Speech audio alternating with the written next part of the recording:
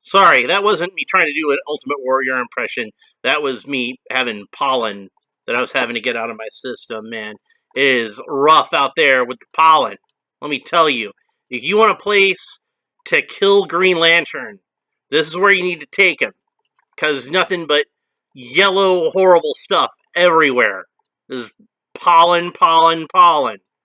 But it was worth going out into it today because I found Masters of the WW Universe Ultimate Warrior, and we're gonna unbox him. So this is another one that's actually a new version of a character we've already gotten in this line before. Like I said, I'm pretty sure Macho Man was the first one that we've gotten two single carded figures of, and Ultimate Warrior is now the next one. And I never got the first Ultimate Warrior. I would have liked to have had him, but this one's a little different, and I think, I don't know if it's better or not, because I don't have that one, but I'm glad I have this one. So I would have liked to have had both. But let's go ahead and open them up. Let's look at the package first. So there's a nice piece of artwork on the back with the Ultimate Warrior getting out of some kind of pod-looking thingy. And on the back here it says, "Load the spaceship with rocket fuel. All the fuses and exit signs have been burnt out. There is no place to run. The power of the Ultimate Warrior will always prevail." So, yeah. And then it's got, remove Ultimate Warrior's ultimate harness. And, twist into powerful battle positions.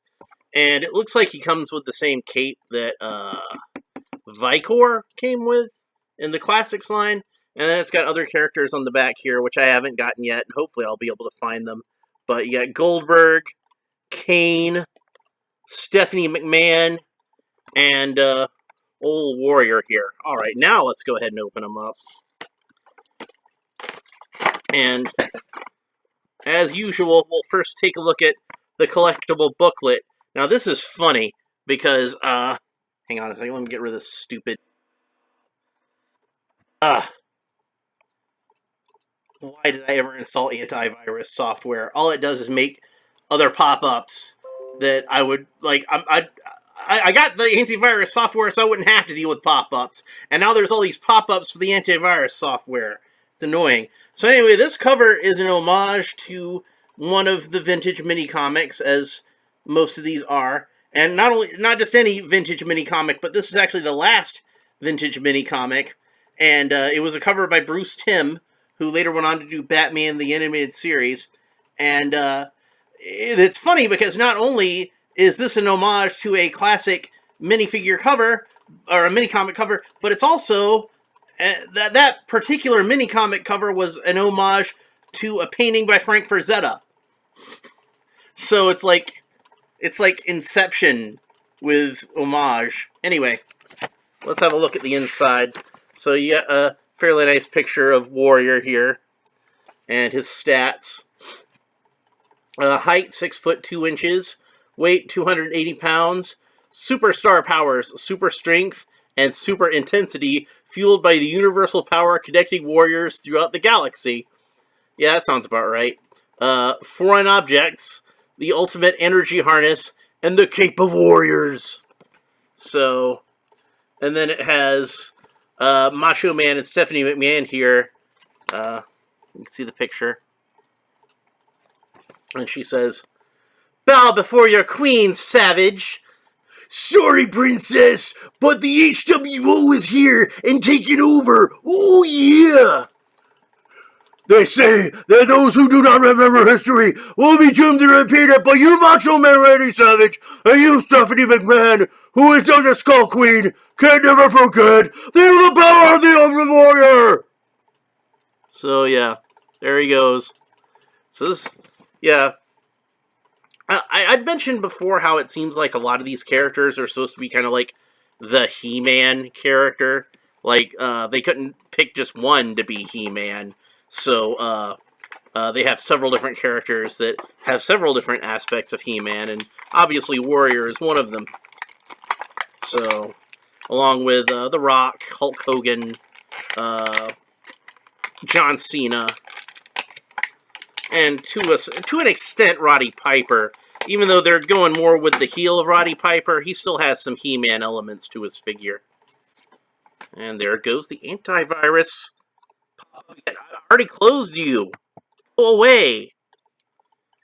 If anybody wants to tell me how I can get rid of the McAfee pop-ups, like, please let me know in the comments. I would appreciate it. Alright, so he's got 2 solid fists. He doesn't come with any handheld accessories, but it's just as well because he wouldn't be able to hold them. So if you want to have him hold any accessories, you're going to have to swap out his fists with something else. So, and this elbow seems a little more sticky than the other one. So I'll probably want to hit that with the hairdryer before I do anything else with him. The colors on him are pretty good. Decent color scheme.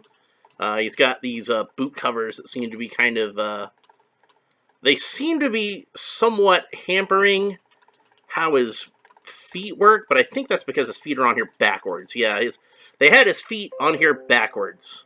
So I'll get him twisted around the right way, and voila, there. Now he should be able to stand up just fine. I want to say the other Warrior figure had much darker hair than this. Like, this one's like a dirty blonde, and I want to say the other one was like mostly brown. So it's a little different. But I think Warrior had like different, shades of hair throughout his career. Sometimes he had darker hair, and sometimes he had more blonde hair. You can see that this one has a kind of metallic gray harness with some red detailing on it, which of course is more reminiscent of He-Man. I got He-Man back there, in case you forgot what He-Man looks like.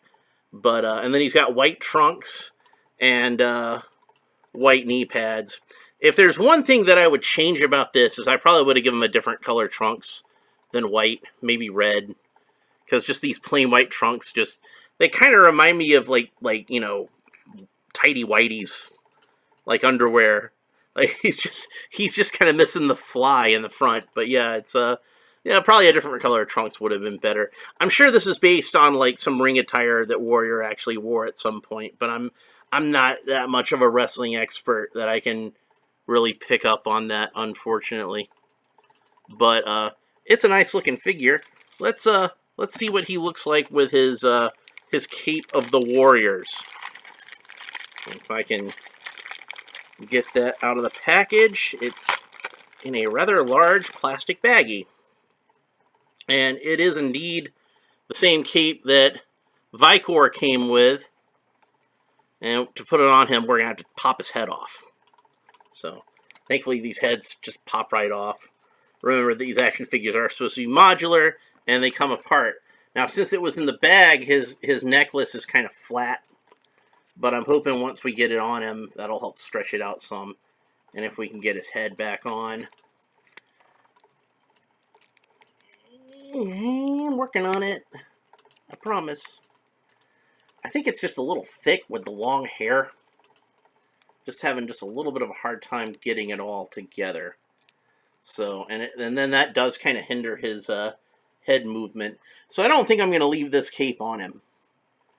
I don't know exactly what I'm going to do with it yet. It's probably going to wind up being part of some custom figure or something. It's a really nice cape, and I'm glad to have it, but I just don't think that it fits on him very well as intended. It might fit on better if you took off the armor and just had him wearing the cape, but for him to have the cape and the armor, it's just a little too thick, I think. Your mileage may vary. But yeah, Warrior's a pretty cool figure. I definitely recommend him. He's a good one to have, like, even if you're not really into the wrestling aspect of this line, I think he would fit in pretty well with just regular Masters of the Universe figures. So if you collect wrestling figures, it's good for that. If you collect He-Man figures, it's good for that. If you collect both and like having a crossover between, the He-Man universe and the WWE/F universe, it's perfect for that. So Warriors, highly recommended. I'm really loving this line. I can't wait to see what they do next. And that's pretty much it for this time. We'll talk to you later. Bye.